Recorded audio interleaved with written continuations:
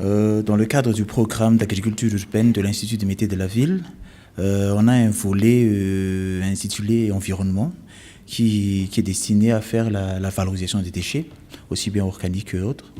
Donc dans ce projet-là, dans ce volet-là, on a réalisé ce projet qui était financé par le ministère français des Affaires étrangères, par l'appel à projet climat.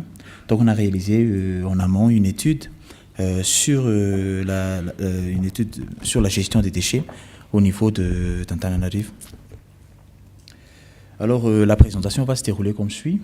Je vais vous donner quelques éléments de contexte pour Antananarivo concernant les chiffres de la gestion des déchets, les collectes des déchets, que peut-être que tout le monde on sait déjà. Je vais vous parler également aussi des besoins fertilisants des producteurs agricoles, aussi bien au niveau de l'agglomération d'Antananarivo, mais également sur les besoins en périurbaine et aussi les besoins de l'espace vert de la municipalité. En deuxième lieu, je vais vous parler des choix stratégiques des stations de compostage, comment on a fait les choix des futures stations de compostage qu'on va installer, comment on a fait le choix des sites aussi d'installation de ces futures stations de compostage, et je vous dirai aussi en troisième lieu les phases qu'on a lancées pour l'installation des stations de compostage avec leur fonctionnement global, et enfin en dernière partie les activités qu'on a pu réaliser depuis 2015. Alors, quelques éléments de contexte. La gestion des déchets solides en Antananarivo. Donc, comme je l'avais dit en amont, on a réalisé une étude sur la filière de gestion des déchets solides en Antananarivo en 2015. Et on a pu réaliser ces études grâce aussi à l'appui de Gevalor et du service autonome de la maintenance de la ville d'Antananarivo, et évidemment la municipalité. Et donc, à partir de ces études-là, on a pu avoir quelques chiffres. Donc, comme production des déchets ménagers assimilés pour la ville d'Antananarivo pour l'année 2015, on est à 320 000 tonnes de déchets produites par an, et avec 870 tonnes de produits par jour. On a une production moyenne de déchets par habitant de 600 grammes pour la ville d'Antananarivo, et une densité des déchets de 0,4 tonnes par mètre cube. Alors c'est un peu plus élevé comme chiffre vu le nombre de la population ici à Antananarivo. Concernant la collecte des déchets ménagers assimilés, alors sur la collecte des déchets ménagers assimilés, les activités de collecte sont centralisées au niveau du service autonome de la maintenance de la ville d'Antananarivo, SAMVA. Il possède actuellement 325 pennes à ordures, donc ce qu'on appelle les packs métalliques, qui normalement devraient être changés actuellement en des parcs à bœufs, mais plus des packs métalliques, puisque les packs métalliques nécessitent une flotte de camions spéciaux pour déplacer ces packs métalliques-là. Et pour l'approvisionnement de ces packs métalliques en ordures, donc l'approvisionnement se fait par l'apport volontaire de la population au niveau de ces points de collecte ou points de regroupement, ou fait par l'intermédiaire des RF2, donc qui font les précollectes. La précollecte, les RF2, qu'est-ce que c'est? Les RF2, c'est une structure d'hygiène et d'assainissement qui sont implantées au niveau des quartiers ou des fuktan, dans les différentes fuktan d'Antananarivo. Donc ils sont responsables de faire l'assainissement des quartiers, des ruelles et aussi des canaux d'irrigation, les canaux de drainage au niveau des différents fuktan de la ville d'Antananarivo. Donc ils s'occupent également de la précollecte des déchets, c'est-à-dire récupérer les déchets porte à porte au niveau de chaque ménage et de le ramener soit sur un point intermédiaire de regroupement de déchets, soit directement au niveau des bacs du SAMVA ou points de collecte qui sont au bord des grands axes. Alors le SAMVA actuellement a un taux de collecte, une capacité de collecte de 55%. Pour la production générale des déchets sur la ville. Donc il y a encore 45% des déchets qui sont installés un peu partout, éparpillés un peu partout, surtout dans les quartiers vulnérables, qui n'est pas accessibles, qui ne sont pas accessibles par les engins du SAMVA. Et donc ça crée ce qu'on appelle des dépôts sauvages, qui étaient déjà mentionnés auparavant, qui pointent des dépôts sauvages au niveau des quartiers et favorisent et engendrent surtout des maladies, l'insalubrité des quartiers et également aussi un grand facteur des inondations sur ces quartiers-là, puisque les déchets obstruent les différents canaux primaires et secondaires de drainage au niveau de la ville. Et comme un autre élément de contexte aussi, on a la saturation de la décharge d'Andraland, puisque pour la ville d'Antananarive, on n'a une seule décharge municipale qui est située à 7-8 km au nord-est d'Antananarive. Et actuellement, elle est vraiment saturée, elle a été sécurisée depuis quelques années et devrait être fermée même depuis 3 à 4 ans. Mais pour le moment, le SAMVA, le service autonome de la maintenance de la ville d'Antananarive, ne trouve pas encore de nouvelles sites concret pour faire une nouvelle décharge jusqu'à maintenant. Donc ça fait une des éléments de contexte qui est important à savoir. D'autres éléments de contexte sur la gestion des déchets, une cartographie des acteurs qui interviennent au niveau de la gestion des déchets solides en Antananarive. Alors c'est un tout petit peu compliqué. On a essayé de le résumer sur cette image. Donc cette image, elle se divise en 3 grandes parties. Il y a ceux qui font de la collecte, donc c'est évidemment le SAMVA et tout ce qui est autour du SAMVA, les ministères et les institutions. On a ceux qui font les pré-collectes et les balayages des ruelles, comme je l'avais mentionné, les RF2.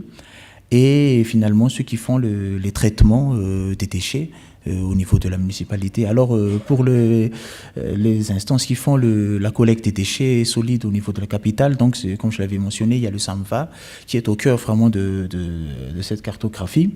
Donc le SAMVA, il est sous le tutelle du ministère de l'eau et de l'assainissement et de l'hygiène et le ministère des Finances également.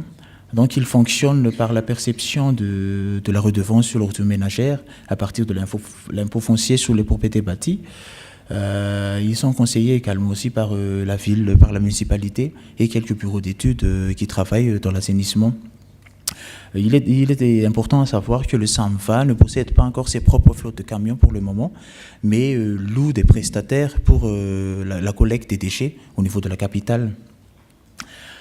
Au niveau de la précollecte ou les balayages des ruelles dans les quartiers non accessibles, il y a les RF2, ce sont les principaux acteurs. Les RF2 qui est sous la tutelle de la municipalité, notamment la direction de l'action sociale et sanitaire. Et ils sont appuyés fortement par différents ONG et associations qui travaillent également sur l'assainissement au niveau de la ville. Et en dernier lieu, les entités qui travaillent sur le traitement. Donc on a également aussi des associations de RF2. On a une association des RF2 qui fait la transformation des déchets au niveau du Vuktan d'Amoutsir. On a également Madacompost qui réalise quelques activités au niveau de la capitale. On a les STOI qui travaille également sur la production de fertilisants au niveau même de la site d'Andraland. On a Kamasu et les quelques informels qui travaillent sur l'extraction des criblés de décharges, toujours au niveau de la décharge d'Andraland. Comme autre élément de contexte qui a été étudié pour la création des stations de compostage, donc il y a les besoins fertilisants de l'agriculture. Comme le thème c'est l'agriculture urbaine et la valorisation des déchets organiques. Donc on a trouvé que par rapport à la production de déchets, la production de matières premières qui pouvaient être transformées en compost, en fertilisant agricole. Donc il y a aussi les besoins de ces producteurs agricoles qui est assez importante au niveau de la capitale et ses alentours. Donc les premiers besoins, c'est surtout comme nous sommes dans la municipalité, il y a les besoins de l'espace vert qui actuellement reste importante. Il y a aussi les besoins des pratiquants de l'agriculture urbaine, c'est-à-dire les pratiquants de l'agriculture intra-urbaine. Je parle des bénéficiaires surtout du projet Oulna, qui sont répartis dans à peu près 16 000, qui sont répartis dans 300 foyers sur les 35 Vuktan de la ville, et qui se manifestent par des jardins potagers au niveau des ménages, au niveau des différents centres sociaux et des écoles primaires publiques. Donc eux aussi, il y a eu besoin vraiment permanent. Et donc, sans parler des producteurs agricoles en périurbaine, qui fait parfois qui font vraiment montre une importante besoin de fertilisants. Il y a nos amis qui travaillent avec les communes périphériques, communes périphériques, qui connaissent bien les besoins en fertilisants de ces producteurs agricoles pour produire des denrées alimentaires. Donc, par rapport à ces éléments de contexte qui a orienté le choix d'installer des stations de compostage intra-urbaines pour résoudre ces problèmes à la fois d'assainissement et de production de fertilisants, on a donc d'essayer de déterminer le type de station de compostage qu'on va installer pour la ville et comment va se faire l'installation de ces stations de compostage. Donc, l'installation des stations de compostage, les premiers critères des sites d'installation des stations de compostage, c'est qu'ils devraient être vraiment installés à proximité vraiment des sources de déchets, notamment les différents dépôts sauvages que j'avais mentionnés, les marchés alimentaires également, et aussi les espaces verts qui produisent pas mal de déchets verts au niveau de la municipalité. Mais parallèlement à cela, l'installation a été faite à partir des objectifs attendus par rapport à ces stations de compostage. Donc, les premiers objectifs des stations de compostage, c'est de réduire les déchets transportés vers la décharge. J'en ai discuté sur la saturation de la décharge. Donc, le but, c'est d'essayer de réduire la quantité de déchets transportés et les quantités introduites à la mise en décharge. Donc cela permet non seulement de réduire les coûts de collecte, parce que comme le SAMVA n'a pas encore de ses propres flottes de camions, les coûts de collecte des déchets restent très élevés, qui est rémunéré au mètre cube. Donc l'idée, c'est vraiment de réduire les coûts de collecte, mais aussi de réduire les émissions de gaz à effet de serre qui est lié au transport de ces déchets vers la décharge. L'autre objectif, c'est que les stations de compostage doivent contribuer à l'assainissement de la ville, notamment des quartiers, surtout les quartiers précaires, comme je l'avais dit, qui n'est pas accessible et souvent exposé à des vulnérabilités. Donc on va essayer d'installer les stations de compostage auprès de ces quartiers-là, de manière à éliminer les différents dépôts sauvages, les différents points noirs que l'on peut rencontrer au niveau de la capitale. Et donc en dernier objectif aussi, les stations de compostage doivent produire du compost agricole quand même de bonne qualité pour combler les attentes des producteurs agricoles en fertilisant. Donc à partir de ces objectifs, on a finalisé 3 types de stations de compostage qu'on a jugées utiles et nécessaires pour la capitale. Donc on a des stations de compostage de type 1, qui sont des stations, une unité de transformation à l'échelle des Fouctanes. Donc ces unités de transformation vont surtout absorber les déchets au niveau des quartiers et absorber les dépôts sauvages qui sont situés un peu partout.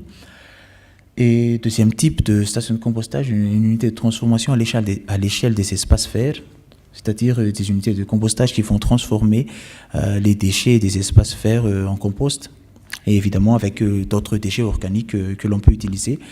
Et en troisième type, c'est les stations de compostage de type 3, qui sera là vraiment une plateforme de transformation de déchets, vraiment à l'échelle des marchés alimentaires. Donc il aura une taille beaucoup plus importante. Alors donc à partir de cela, on a diagnostiqué des sites où l'on pourrait mettre les 3 types de stations de compostage à titre de stations de compostage pilote. Donc pour les stations de compostage pilote de type 1, qui a une unité de transformation à l'échelle de Fouctanes, on a choisi la pépinière municipale, puisque là, on a déjà notre site d'expérimentation du projet Olnam. Donc, ça nous a été facile de faire l'expérimentation également sur la valorisation des déchets au niveau de ce site. Donc, ce site pilote va probablement traiter les déchets des ménages aux alentours du site expérimental, et ça va faire aussi office de site de démonstration des techniques de compostage pour les différentes structures d'hygiène et les différentes associations qui veulent apprendre à faire le compostage à partir des déchets ménagers. Donc on envisageait une dimension d'à peu près 75 mètres carrés, une dimension au sol de 75 mètres carrés de cette unité de transformation, et qui pourra absorber jusqu'à 2 tonnes de déchets par semaine. Donc ça, c'est juste une projection 3D de futures stations de compostage que l'on envisage d'installer au niveau de l'espace vert, au niveau du site de la pépinière municipale d'Antanmen. Donc les débouchés, évidemment, ça va être le compost produit va être destiné à l'espace vert, à la pépinière municipale sur les lieux. Et évidemment, pour le site de démonstration d'agriculture urbaine qui est installé sur le même lieu. Alors donc, un autre site qu'on a également identifié sur les stations de compostage pilote de type 1, c'est sur le site de Manzakaray, au bord du marais Maasai. Donc, ce site va également, cette unité de transformation va également traiter les déchets des ménages aux alentours de Manzakaray. Et également, il pourrait traiter aussi une partie des déchets des marchés d'Andravoang et les jacinthes d'eau qui flottent sur le marais Maasai. Donc, il aura les mêmes dimensions que le station de compostage précédent. Alors, la spécificité de ce station de compostage de type 1 au niveau de Manzakaray, c'est qu'on envisage de l'installer à côté du station de traitement de boue de vidange qui est déjà existant et est déjà fonctionnel actuellement.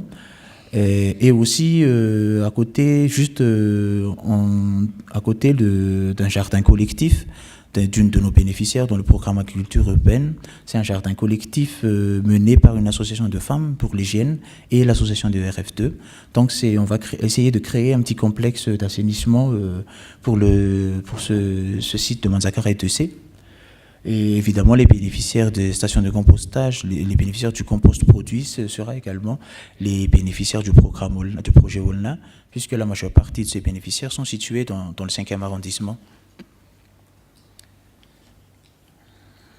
Alors, le deuxième type de station de compostage à type pilote, c'est les stations de compostage à l'échelle des espaces verts. Donc, on a identifié un autre site pour installer ces stations de compostage de type 2. C'est le jardin public d'Andoual. Donc, pour le jardin public d'Andoual, le jardin d'Andoual, c'est situé sur la Haute-Ville. Donc, en termes d'accessibilité, surtout pour les camions, les engins collecteurs des déchets du Sanva, c'est un tout petit peu compliqué. Donc, il fait une fréquence au max une fois par semaine des collectes de déchets sur ces sites-là. Donc, on a essayé d'installer ces stations de compostage sur le site d'Andoual, vu qu'eux aussi, ils ont les infrastructures déjà idéales pour ces stations de compostage.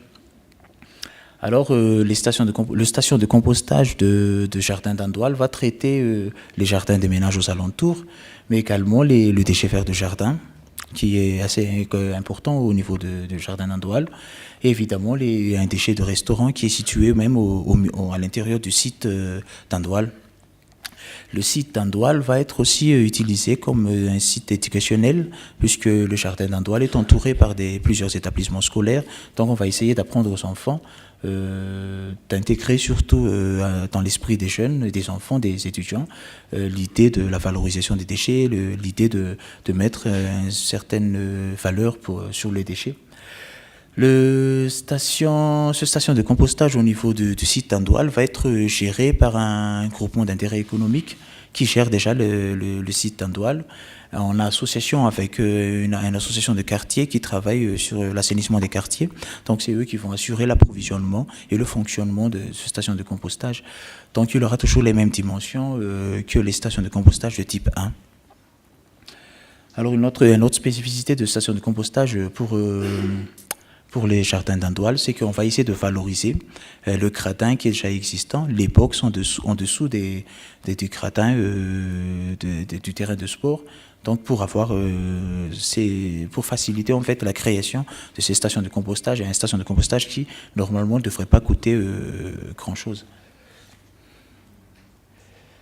Alors le dernier type de station de compostage, les stations de compostage de type 3, les stations de compostage de type 3 où on a trouvé le site pilote qu'on envisage de l'installer, c'est le marché de Mamas, le marché hebdomadaire de Mamas. C'est une des grands marchés alimentaires aussi de la capitale, marché très fréquenté par le public. Donc on va essayer d'installer une station de compostage. Là, c'est à vraiment plus grande échelle que les deux autres précédentes, qui va être installée au niveau du stade municipal de la ville et qui est adjacent vraiment aux marchés alimentaires tous les jeudis. Donc il va essayer d'absorber tous les déchets, surtout les putrescibles alimentaires, produits par le marché de jeudi. Donc il aura une dimension de 400 mètres carrés et là il peut traiter jusqu'à 12 tonnes de déchets par semaine. Donc voilà une autre projection de ce futur station de compostage qu'on envisage d'installer pour le jardin, pour le stade de Mamassen. Donc les bénéficiaires de ce station, notamment ça va être évidemment les pratiquants d'agriculture urbaine et périurbaine évidemment. Alors comment va se faire l'installation, les phases qu'on avait envisagées pour l'installation de ces stations de compostage, et évidemment leur fonctionnement global. Alors donc en première phase, on va faire des productions de compost dans les différents espaces verts de la commune urbaine d'Antananarivo, où on va installer donc les stations de compostage d'abord de type 1 évidemment, donc celui de la pépinière municipale et du jardin d'Andoal, durant lequel on va faire des études sur le fonctionnement des RF2, parce que sur les 192 Functani d'Antananarivo, il y a encore une vingtaine de Functani qui ne possèdent pas des RF2, et parmi les RF2 qui fonctionnent, qui existent, il y a encore certains qui n'est pas encore assez effectifs. Donc on va essayer d'étudier vraiment le fonctionnement, même s'il y avait déjà des ONG qui ont travaillé dessus, on va essayer de se focaliser sur le fonctionnement des RF2, puisque ce sont les principaux acteurs qui vont travailler au niveau de ces stations de compostage. Et on va essayer de répliquer le cas des RF2 d'Ambutsir.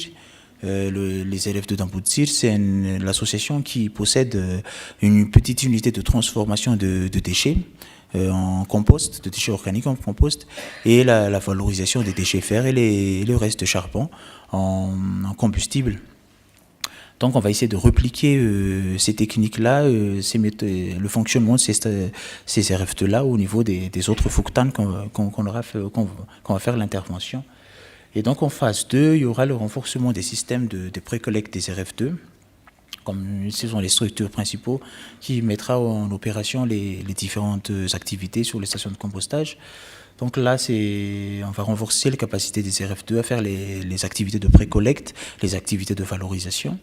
On va renforcer les dispositifs de collecte sur les sites. Et il y aura également aussi une étude de marché sur le compost au milieu urbain et périurbain qu'on envisage de réaliser en deuxième phase. Et donc, en troisième phase, c'est la production, l'installation de stations de compostage de type 3, où on va faire une extension, faire une production beaucoup plus massive. Et là, on fera intervenir donc les privés qui va mettre en œuvre la sensibilisation, la volonté, la différente formation des opérateurs pour le fonctionnement de stations de compostage de type 3. Donc, quelles sont les activités qu'on a pu réaliser donc, depuis 2015 jusqu'ici? Donc, on a réalisé en amont une étude sur la caractérisation physique des déchets, une caractérisation physique réalisée sur 2 niveaux. Caractérisation au niveau des ménages, ce sont les ménages même Olna, le ménage du projet Olna qu'on avait diagnostiqué, où l'on a fait les caractérisations, et une autre caractérisation au niveau des marchés. On a choisi 2 grands marchés alimentaires, le marché de Mamassen et le marché d'Andravoing. Donc la caractérisation était la caractérisation évidemment de G-Valor qu'on a emprunté pour réaliser toutes ces études-là. Donc, en termes de résultats, on peut voir là que les déchets des ménages sont vraiment constitués en majeure partie par des putrescibles alimentaires. Donc, la caractérisation, c'est vraiment une étude importante avant toute activité de valorisation de déchets. Donc là, on a pu voir que les matières premières sont assez intéressantes pour faire du compost à partir des déchets organiques, mais aussi on peut faire aussi autre chose, comme ces proportions d'inertes qu'on peut retrouver dans les déchets des ménages. Et également pour les déchets de marché, on a également la confirmation de ces putrescibles alimentaires qui se trouvent en quantité importante, donc une grande proportion de fractions fermentescibles et aussi de déchets verts que l'on peut valoriser en tant que compost agricole. Après, une autre dernière activité qu'on a pu réaliser, c'est l'installation de sites, de stations de compostage à l'échelle des Fouquetins. Donc, on a eu installé une station de compostage pilote au niveau du site, au niveau de site expérimental sur la pépinière municipale. Donc, comme je l'avais dit plus haut, l'objectif de cette station de compostage, c'est de faire un site de démonstration et de sensibilisation sur la valorisation des déchets pour les riverains, pour la population qui fréquente ces lieux. Donc, on a pu former plusieurs associations, notamment aussi les RF2 des autres Fouquetins, qui sont intéressés par la transformation des déchets.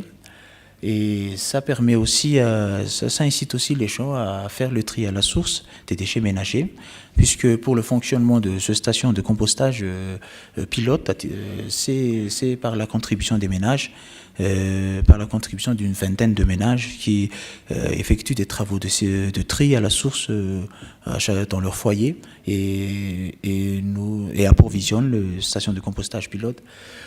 Un des objectifs de cette station de compostage pilote aussi, c'est de formuler des techniques simples pour la production de compost à petite échelle, puisque faire le compost à petite échelle, c'est un tout petit peu, parfois c'est compliqué, surtout si on n'a pas les matières premières nécessaires. Donc du coup, on essaie de formuler des techniques de compostage très simples et faciles à réaliser et faciles à repliquer dans les différents Fouquetins. Et on a également réalisé un test agronomique du compost à partir des dispositifs d'agriculture urbaine qui sont situés sur le site. Donc actuellement, depuis son installation, le station de compostage peut produire jusqu'à 250 kilos de compost en une production trimestrielle. Et elle n'a qu'une dimension de 10 mètres carrés. Donc voilà, c'est tout pour ma part concernant ces stations de compostage intra-urbaines à Tana. Merci.